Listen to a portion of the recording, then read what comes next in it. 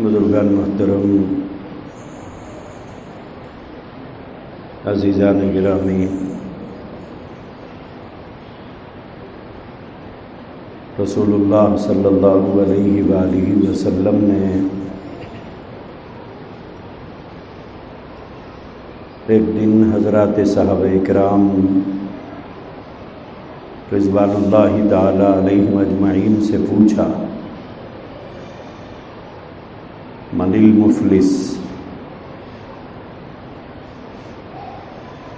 مفلس کون ہے؟ حضرات صحابہ اکرام رضوان اللہ تعالی علیہم اجمعین نے فرمایا،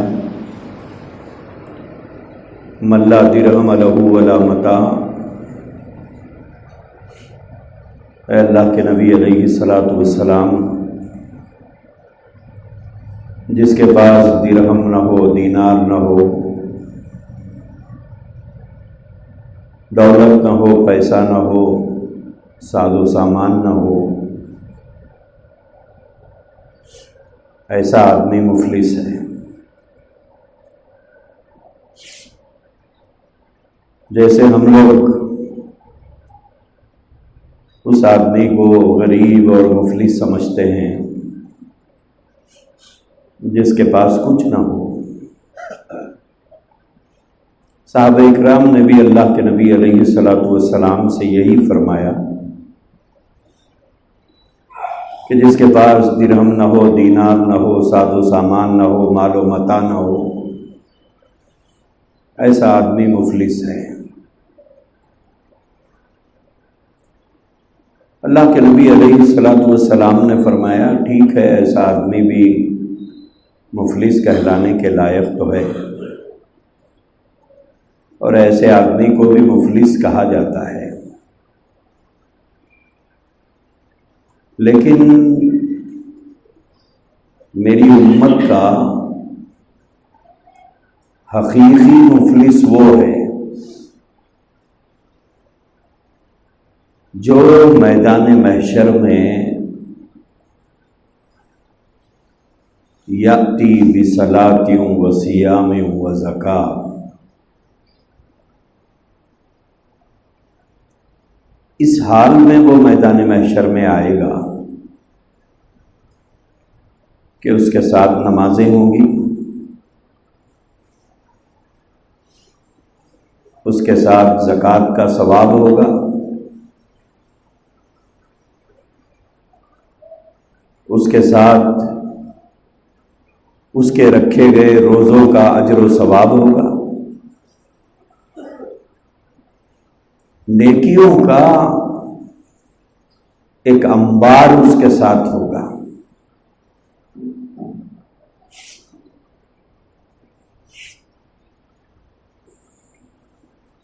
یعنی وہ آدمی نمازی بھی ہوگا، وہ آدمی روزوں کا اہتمام کرنے والا بھی ہوگا، وہ پابندی سے زکوٰۃ دینے والا بھی ہوگا، اور بہت سے کار خیر اور اچھے کام کرنے والا ہوگا،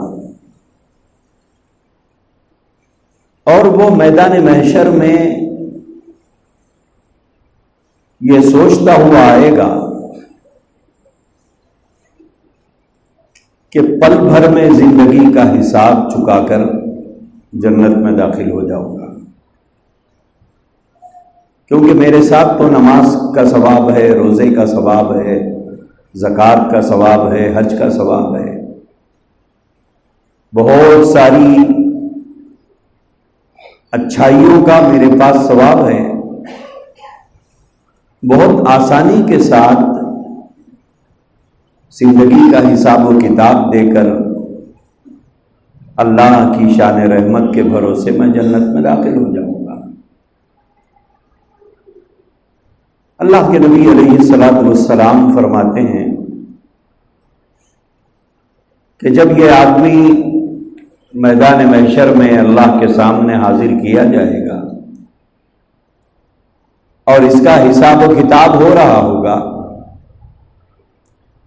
تو اسی وقت میں کچھ لوگ آ کر اللہ کے پاس کھڑے ہوں گے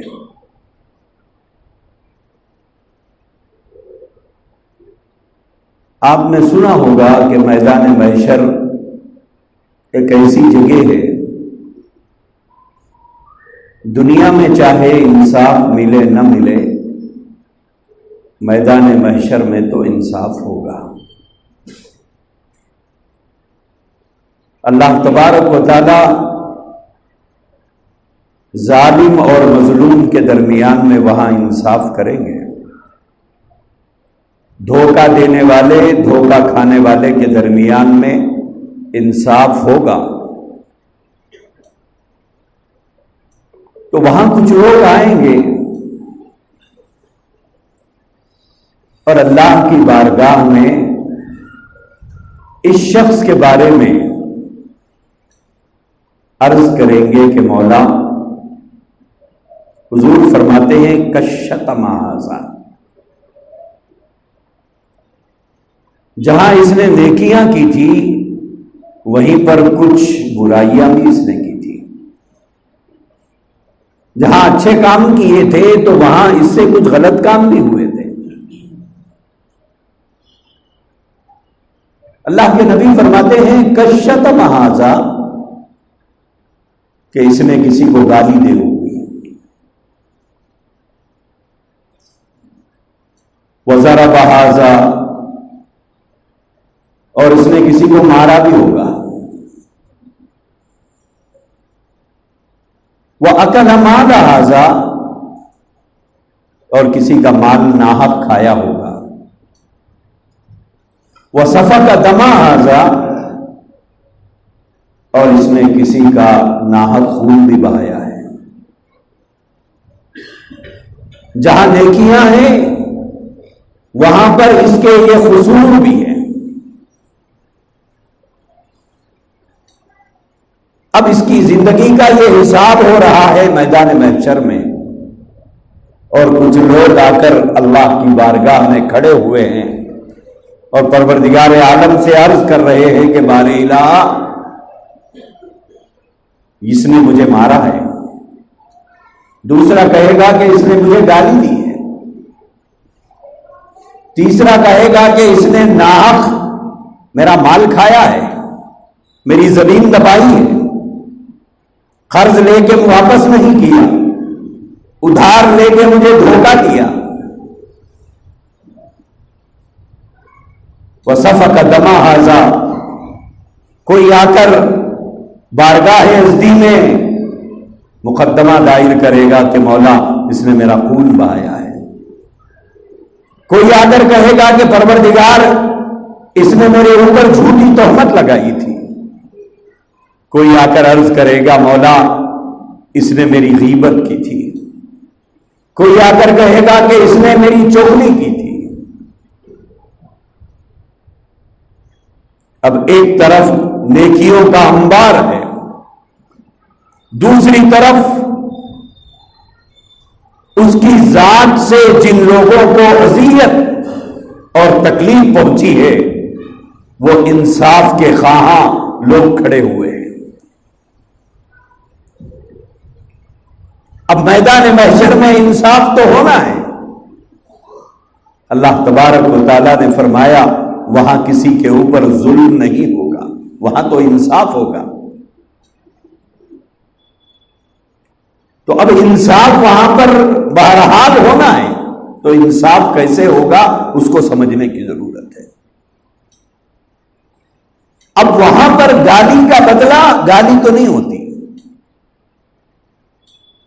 یہ تو دنیا میں ہاتھ کاٹنے کے بدلے ہاتھ، دانت توڑنے کے بدلے دانت توڑا جاتا ہے، لیکن میدان محشر میں ایسا نہیں ہوگا۔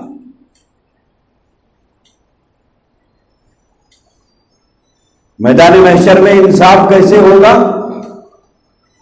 اللہ کے نبی علیہ الصلوۃ والسلام نے فرمایا کہ یہ آدمی جو نیکیوں کا انبار لے کر آیا ہے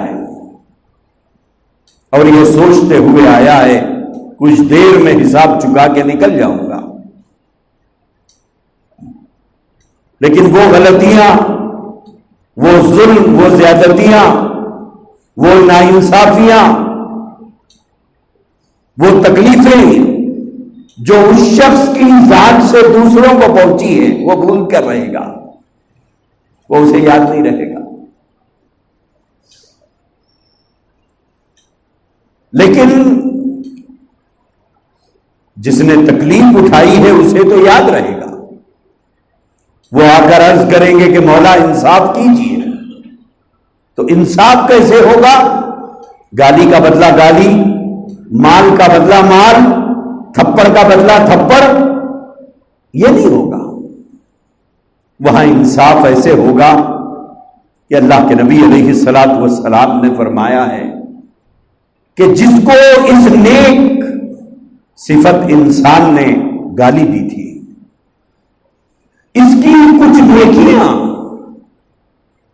اس گالی کے عوض میں اس آدمی کو دے دی جائیں گی جس کو اس نے گالی دی تھی۔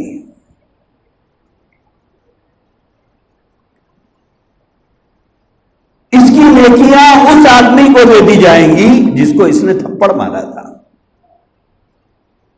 اس کی نیکیاں اس آدمی کو دی جائیں گی جس کا اس نے مال کھایا تھا، جس کی اس نے چغلی کی تھی، جس کی اس نے غیبت کی تھی، جس کے اوپر اس نے تہمت لگائی تھی، جس کا اس نے ٹھٹا اور مذاق اڑا کر اس کی بے عزتی کی تھی۔ وہ تمام صورتیں جو اللہ کی نظر میں گناہ ہیں، اس کا بدلہ نیکیوں سے دیا جائے گا۔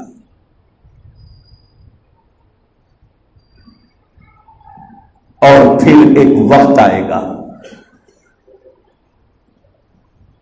کہ جتنی نیکیاں لے کر آیا تھا وہ ساری نیکیاں ختم ہو جائیں گی۔ اللہ کے نبی فرماتے ہیں کہ ساری نیکیاں اس کی ختم ہو جائیں گی، لیکن انصاف کے طلبگار اور کھڑے ہوئے ہوں گے، اور لوگ موجود ہیں، کھڑے ہوئے ہیں کہ اللہ ہمیں بھی انصاف دلائیے۔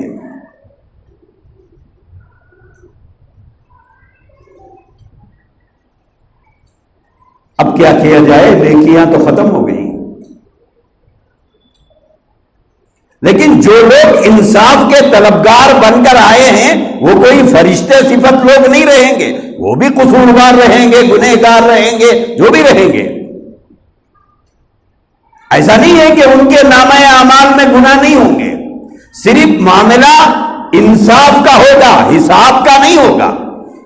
میرا حساب الگ ہوگا، ان کا حساب الگ ہوگا۔ تو جب یہ آئیں گے اللہ کے پاس کہ انصاف کیجئے، اگر قصوروار میں ہوں تو میری نیکیاں ان کو دی جائیں گی، لیکن میری نیکیاں اپنی جگہ، مگر ان کے گناہ اپنی جگہ ہیں، میرے گناہ اپنی جگہ ہیں۔ صرف ان کے میرے درمیان میں انصاف ہو رہا ہے تو میری چند نیکیاں نکال کر ان کو دے دی جائے گی۔ آہستہ آہستہ آہستہ پوری نیکیاں ختم ہو جائیں گی، لیکن انصاف کے طرفدار کھڑے ہوئے ہیں، اور لوگ ہیں کھڑے ہوئے۔ اب کیا کیا جائے؟ اللہ کے نبی علیہ الصلوۃ والسلام نے فرمایا، اللہ تبارک و تعالیٰ فرمائیں گے ان کے گناہ اس کے سر پہ تھوپو۔ ان کو تو نیکیاں مل گئی، لیکن اب دوسرا آدمی جو انصاف کا طلبگار بن کے آیا ہے، دینے کے لیے نیکیاں نہیں ہیں، تو اب اس کے نامہ اعمال میں جو گناہ ہے وہ نکال کر اس کے سر پہ تھوپا جائے گا، یعنی ان کا بوجھ ہلکا کیا جائے گا، اور ایک ایک آدمی کا گناہ، ایک ایک آدمی کا گناہ اس کے سر پہ تھوپا جائے گا۔ اور پھر ایک وقت آئے گا کہ انصاف کا عمل مکمل ہو جائے گا، تو وہ جو یہ سوچ کے آیا تھا یأتی بصلاۃ و صیام و زکوٰۃ، میں تو نمازی ہوں، میں تو روزے دار ہوں، میں تو زکوٰۃ پابندی سے دیتا تھا، میں تو حج کیا ہوا ہوں، میں تو کئی عمرے کیا ہوا ہوں، اس کا جو کچھ ثواب تھا وہ سب ختم ہو گیا، وہ سارا ثواب ختم ہو گیا۔ نہ صرف ثواب ختم ہو گیا بلکہ گناہوں کا بوجھ سر پہ آ گیا۔ کیوں کہ شتم ھذا وضرب ھذا واکل مال ھذا وسفک دم ھذا، کسی کو گالی دی تھی، کسی کو مارا تھا، کسی کا ناحق مال دبایا تھا، کسی کی عزت ریزی کی تھی، کسی پر تہمت لگائی تھی، کسی کی غیبت کی تھی، کسی کی چغلی کی تھی، کسی کو جانی اور مالی نقصان پہنچایا تھا،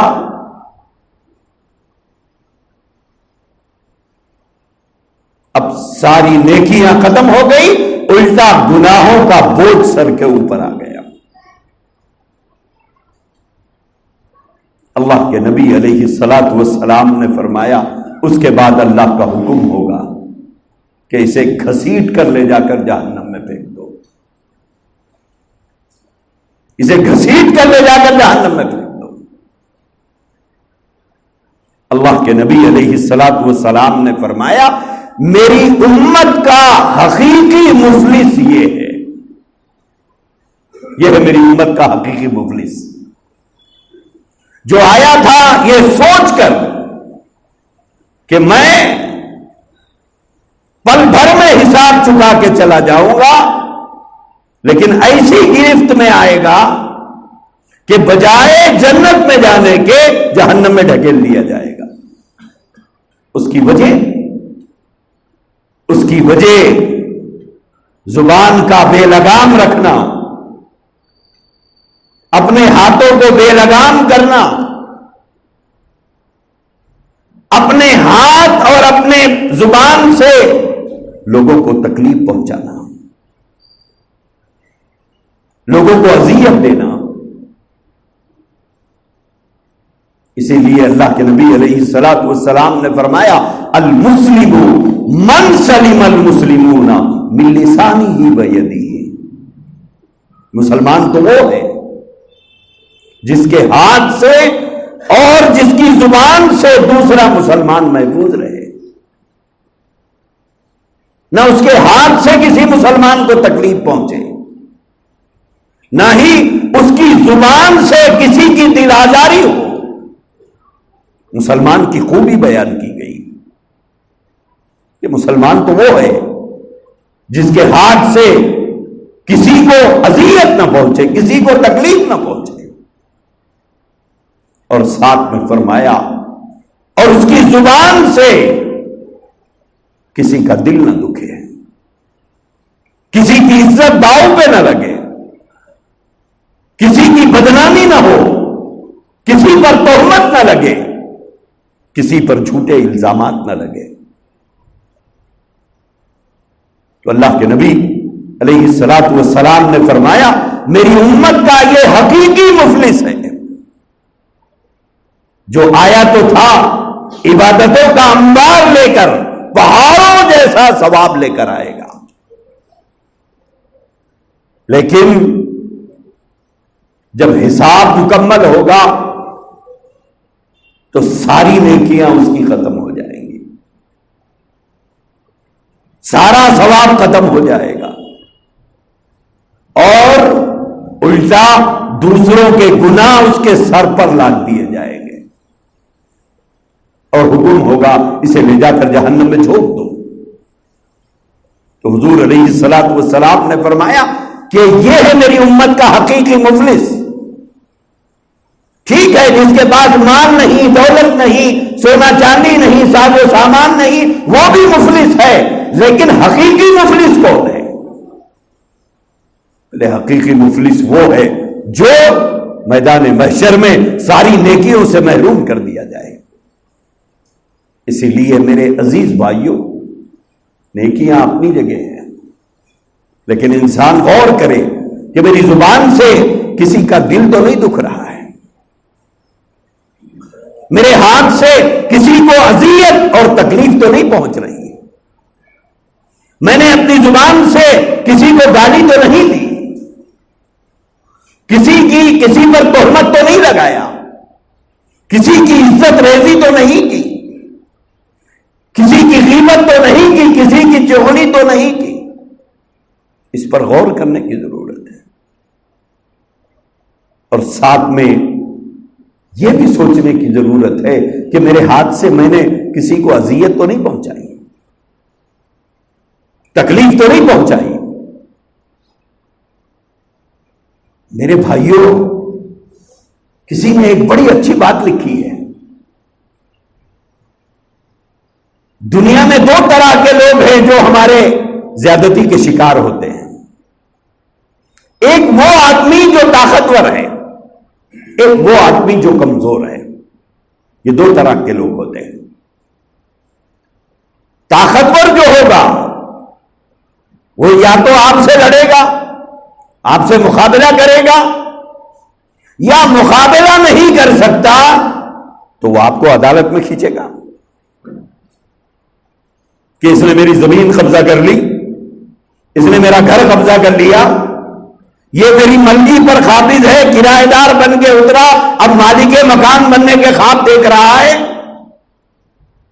کئی لوگ ہیں جو کرایہ دار کی حیثیت سے دکاندار بننے کے لیے ملکی کرائے پر لیتے ہیں، اور اس کے بعد قانون کا سہارا لے کر برسوں ان ملکیوں پر قابض رہتے ہیں.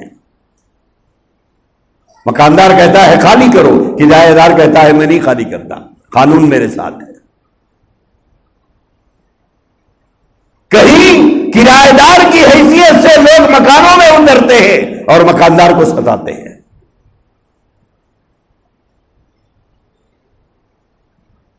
تو اللہ کے نبی علیہ الصلوۃ والسلام نے فرمایا یہ سب ظلم ہے، یہ زیادتی ہے. تو میں یہ عرض کر رہا تھا یہ یا تو وہ آدمی مقابلہ کرے گا یا پھر وہ آپ کو عدالت میں لے جائے گا، پولیس اسٹیشن میں لے جائے گا. تو زیادہ سے زیادہ یہ آدمی کیا کرے گا؟ آپ کی دنیا خراب کرے گا.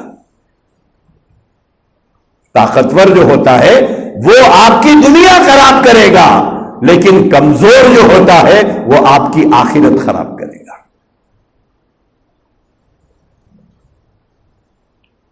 کمزوروں کو ستا کے خوش ہوتے ہیں، کمزوروں کو مار کے خوش ہوتے ہیں، کمزوروں کو تکلیف دے کے خوش ہوتے ہیں، کمزوروں کا مال دبا کے خوش ہوتے ہیں. آج شہر میں ہزاروں واقعات ایسے ہیں کہ کمزوروں کی زمینوں پر طاقتور قبضہ کر کے بیٹھے ہوئے ہیں. کمزوروں کی زمینیں دبا کے بیٹھے ہوئے ہیں، کمزوروں کے پلاٹوں پر قبضہ کر کے بیٹھے ہوئے ہیں، کمزوروں کے مکانوں پر قبضہ کر کے بیٹھے ہوئے ہیں. لیکن یاد رکھنا، طاقتور تمہاری دنیا خراب کرے گا، لیکن کمزور جو ہوگا بھلے تمہاری دنیا خراب نہ کر سکے، آخرت برباد کر دے گا تمہاری. کیوں؟ اگر دنیا میں اسے انصاف نہ ملا تو وہ کل بارگاہ الہی میں انصاف کا طلبگار بن کر کھڑا ہوگا. وہ اللہ سے انصاف طلب کرے گا. اسی لیے اللہ کے نبی علیہ الصلوۃ والسلام نے فرمایا میری امت کا حقیقی مفلس یہ ہے جو نماز، روزہ، زکوٰۃ، حج، عمرے، صدقہ، خیرات کا ثواب پہاڑوں کی بلندیوں کی طرح لے کر میدان محشر میں آئے گا. ثواب کا انبار ہوگا اس کے ساتھ، لیکن ساتھ میں گالی بھی دیا تھا، مال بھی کھایا تھا، زمین بھی دبایا تھا، چغلیاں بھی کی تھی، غیبتیں بھی کی تھی، تہمتیں بھی کی تھی، عصمت دری بھی کی تھی. دنیا میں وہ لوگ انتخاب نہیں لے سکے، دنیا میں وہ لوگ بدلہ نہیں لے سکے، لیکن میدان محشر میں تو ان کے ساتھ انصاف ہوگا. وہ اللہ کی بارگاہ میں کھڑے ہوں گے اور وہاں انصاف اس طرح ہوگا کہ اس کی ساری نیکیاں اسے دے دی جائیں گی. تب بھی لوگ ختم نہ ہو تو پھر ان کے گناہ ان کے سر پہ تھوپ کر اسے جہنم کے اندر دھکیل دیا جائے گا. اللہ کے نبی نے فرمایا یہ ہے میری امت کا حقیقی مفلس۔ تو میرے بھائیوں، جہاں نیکیاں ہم لوگ کرتے ہیں، ساتھ میں یہ بھی غور کریں کہ ہم سے گناہ بھی ہو رہے ہیں کیا؟ کہیں گناہ تو نہیں ہو رہے ہیں؟ میری زبان سے کسی کو آج تکلیف تو نہیں پہنچی؟ آج میرے ہاتھ سے کسی پر زیادتی تو نہیں ہوئی؟ اسے بھی غور کرنا ہے، اسے بھی غور کرنا ہے۔ ہماری زبان سے نکلنے والے ایک ایک لفظ کو نوٹ کیا جا رہا ہے، ایک ایک لفظ کو۔ کل میدان محشر قائم ہوگا، اللہ تبارک و تعالی زندگی کی کتاب انسان کے ہاتھ میں دیں گے، اقرا کتابک، پڑھ اپنی زندگی کی کتاب، پڑھ اپنی زندگی کے کرتوت۔ لا یغادر صغیرۃ ولا کبیرۃ الا احصاها۔ وہ رات کی تاریکی اور رات کے اندھیرے میں کی ہوئی چیزیں بھی اس میں ہوں گی، دن کے اجالے میں کی ہوئی چیزیں بھی ہوں گی۔ تنہائیوں میں کرتے ہوئے جس تصور سے کیا تھا کہ میرے علاوہ یا میرے ساتھ جو ہے اس کے علاوہ کوئی اور پرندہ بھی یہاں پر نہیں مار سکتا، وہ بھی اس میں موجود ہوگا۔ انسان چیخ اٹھے گا، یہ کیسی کتاب ہے؟ مالی حاضل کتاب، یہ کیسی کتاب ہے کہ اس کے اندر نہ چھوٹے کو چھوڑا گیا، نہ بڑے کو چھوڑا گیا، نہ اندھیرے کی باتوں کو چھوڑا گیا، نہ دن کے چاندنے میں کیے ہوئے باتوں کو چھوڑا گیا۔ اس میں تو ساری چیزیں موجود ہیں۔ تو میرے عزیز بھائیوں، جہاں ہم نیکیاں کرتے ہیں، ساتھ میں غور کریں کہ ہماری طرف سے کسی پر زیادتی تو نہیں ہو رہی ہے۔ اگر زیادتی ہوئی ہے، کسی کو گالی دے دی، کسی کو تھپڑ مار دیا،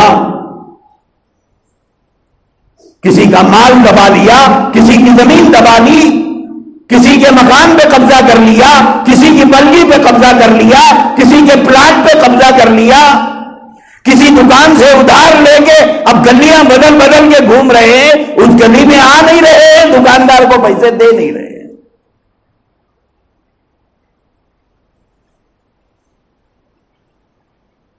یاد رکھیں، یہ جتنی چیزیں میں نے گنایا ہے، یہ حج کرنے سے معاف نہیں ہوتے،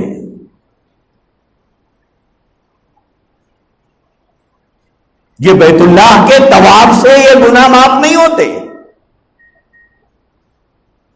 دو چیزیں ہیں، ایک اللہ کا حق، ایک بندے کا حق۔ اللہ اپنا حق معاف کرے گا، بندے کا حق نہیں معاف کرے گا۔ نماز نہیں پڑھا، آپ نے معافی چاہ لی، اللہ معاف کرے گا۔ روزہ نہیں رکھا، اللہ سے آپ نے معافی چاہ لی، ہو سکتا ہے اللہ اپنا حق معاف کر دے۔ زکات نہیں دی، حج نہیں کیا، اللہ اپنا حق معاف کر دے سکتا ہے۔ لیکن تھپڑ ان کو مارا، معافی اللہ سے چاہ رہے ہیں کہ اللہ معاف فرما دیجیے۔ اللہ فرماتے ہیں میں نہیں معاف کرتا، اس سے معافی چاہو۔ جب تک وہ نہیں معاف کرے گا، میں نہیں معاف کروں گا۔ یہ توبہ سے معاف ہونے والے گناہ نہیں ہے، یہ استغفار سے معاف ہونے والے گناہ نہیں ہے، یہ عمرے اور حج سے معاف ہونے والے گناہ نہیں ہے۔ پھر کیسے معاف ہوگے؟ جب تک جس کو گالی دی اس نے معاف نہیں کیا، تب تک یہ گناہ معاف نہیں ہوتا۔ جس کو تھپڑ مارا، جب تک وہ معاف نہیں کیا، تب تک معاف نہیں ہوتا۔ جس کا پیسہ دبایا، جس کی زمین دبائی، جس کا مکان دبایا، جب تک وہ معاف نہیں کرے گا، معاف نہیں ہوگا۔ نہ یہ حج سے معاف ہوں گے، نہ عمروں سے معاف ہوں گے، نہ تہجد سے معاف ہوں گے۔ اسی لیے میرے بھائیوں، نیکیاں کم رہے، اللہ کی ذات سے امید ہے، کیونکہ وہ محتاج نہیں ہے، معاف کر سکتا ہے۔ لیکن یہ گناہوں کی پوٹلیاں لے کر میدان محشر میں نہیں جانا چاہیے۔ اپنی زبان سے تکلیف دے کر، اپنے ہاتھ سے تکلیف دے کر میدان محشر میں پہنچیں گے، وہاں تو انصاف ہوگا۔ تو اسی لیے کہا جاتا ہے غلطی سے اگر کوئی بڑا بول بھی آدمی کے منہ سے نکلے، فوراً معافی چاہ لے کہ بھائی پتہ نہیں کیا موڈ میں تھا میں، مجھ سے غلطی ہو گئی، معاف کر دیجیے۔ اور بعض مرتبہ ہوتا ایسا ہے کہ ہماری طرف سے چھوٹوں پر کچھ زیادتی ہو جاتی ہے، تو اب سوال یہاں پیدا ہوتا ہے کہ کیا میں بڑا ہو کر معافی چاہوں؟ میں تو بڑا ہوں، میں شوہر ہوں، بیوی سے کیسے معافی چاہوں؟ میں خسر ہوں، بہو سے کیسے معافی چاہوں؟ میں ساس ہوں، بہو سے کیسے معافی مانگوں؟ میں باپ ہوں، بیٹی سے کیسے معافی چاہوں؟ میں ماں ہوں، اولاد سے کیسے معافی چاہوں؟ میں بڑا بھائی ہوں، چھوٹے بھائی سے کیسے معافی طلب کروں؟ میرے بھائیوں، حضور علیہ الصلوۃ والسلام نے ایک دن صحابہ کرام کے سامنے فرمایا تھا کہ اے لوگوں، اگر مجھ سے کسی کو کوئی تکلیف پہنچی ہو، اگر میری ذات سے کسی کو کوئی تکلیف یا اذیت پہنچی ہو تو وہ آ کر مجھ سے بدلہ لے لے، مجھ سے بدلہ لے لے، لیکن اس بات کو قیامت تک کے لیے اٹھا کر نہ رکھے، یہیں پر حساب برابر کر دے، مجھ سے بدلہ لے لے، حساب برابر کر دے۔ صحابہ کرام میں سناٹا چھا گیا، تو ایک صحابی نے اٹھ کر کہا یا رسول اللہ مجھے لینا ہے بدلہ، مجھے بدلہ لینا ہے۔ حضور نے فرمایا آ جاؤ سامنے۔ پوچھا کس قسم کا بدلہ لینا ہے؟ انہوں نے عرض کیا یا رسول اللہ میدان جنگ میں آپ مجاہدین کی صفیں بنا رہے تھے اور آپ کے ہاتھ میں اس وقت شاید کوئی چھوٹی سی لکڑی تھی، اس سے آپ صفیں سیدھی کر رہے تھے، کسی کو آگے کر رہے تھے، کسی کو پیچھے کر رہے تھے لکڑی لگا کر۔ کہا کہ جب آپ نے میری طرف لکڑی کی تو کچھ زور سے لکڑی لگی مجھے، اس سے مجھے تکلیف ہوئی، میں اس کا بدلہ لینا چاہتا ہوں۔ سوچ کے دیکھیے، صحابہ کرام رضوان اللہ تعالی علیہم اجمعین پھٹی آنکھوں سے اللہ کے نبی کو اور اس صحابی کو دیکھ رہے ہیں۔ اللہ کے نبی علیہ الصلوۃ والسلام نے فرمایا آ جاؤ، آگے آ جاؤ۔ وہ حضور کے پاس آئے اور اس کے بعد میں انہوں نے اللہ کے نبی علیہ الصلوۃ والسلام سے فرمایا کہ آپ نے وہ لکڑی میری پشت پر اس طرح کی تھی، میں آپ کی پشت کی طرف جانا چاہتا ہوں۔ حضور نے فرمایا چلے جاؤ پشت کی طرف۔ اس وقت میں انہوں نے کہا یا رسول اللہ صلی اللہ علیہ وسلم، جس وقت میں وہ لکڑی کا ٹوچا مجھے لگا تھا اس وقت میرے بدن پر کپڑا نہیں تھا اور آپ کے بدن پر چادر ہے، آپ چادر ہٹائیے، آپ چادر ہٹائیے۔ اللہ کے نبی علیہ الصلوۃ والسلام نے چادر ہٹا دیا۔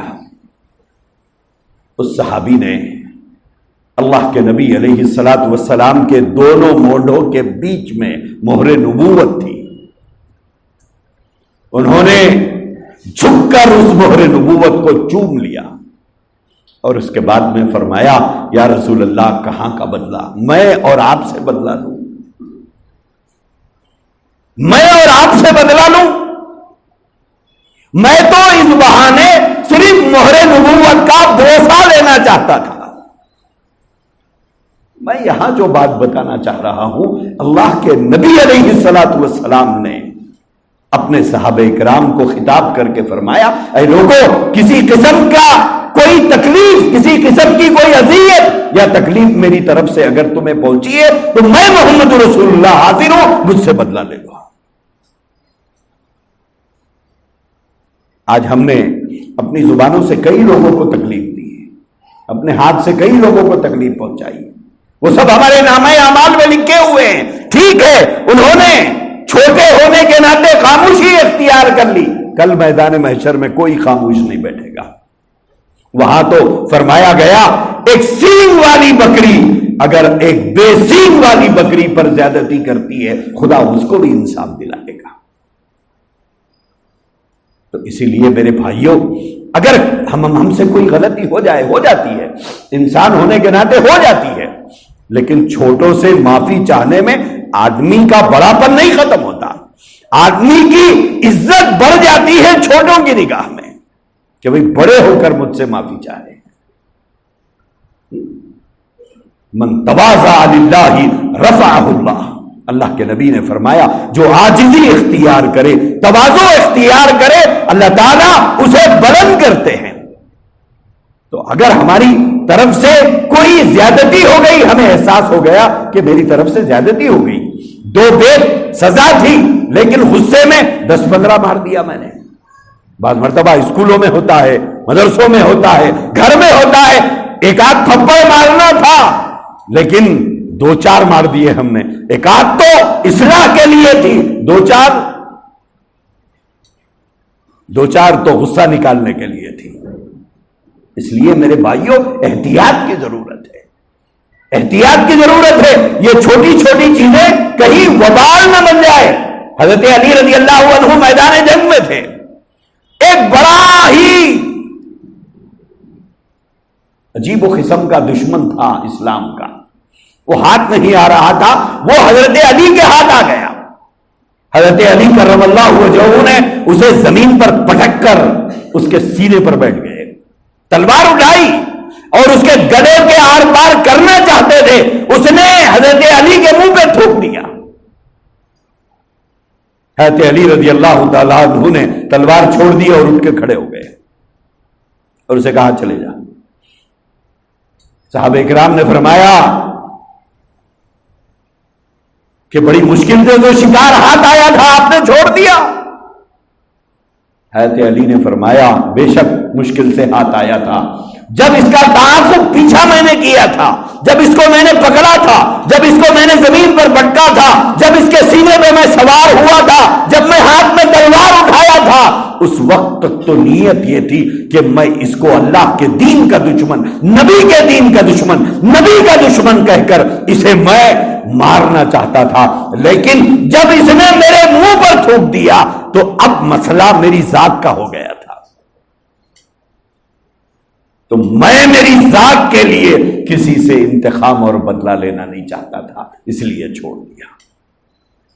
تو میرے بھائیوں، اگر غلطی ہو جائے، زیادتی ہو جائے، چھوٹوں پر ہی صحیح زیادتی ہو جائے، معافی چاہ لیا کرو، اس میں بڑے اور چھوٹے کوئی نہیں ہے۔